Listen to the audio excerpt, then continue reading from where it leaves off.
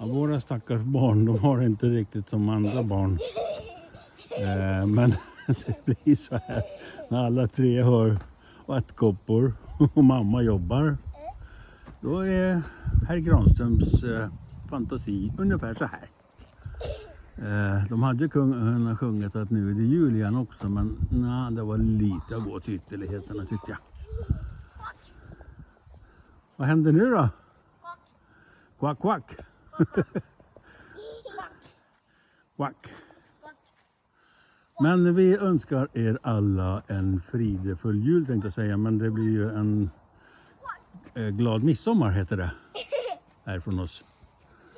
Och ta det lugnt med spriten och allt elände där ute. Ha lite roligt och sjung små grodorna så blir det bra.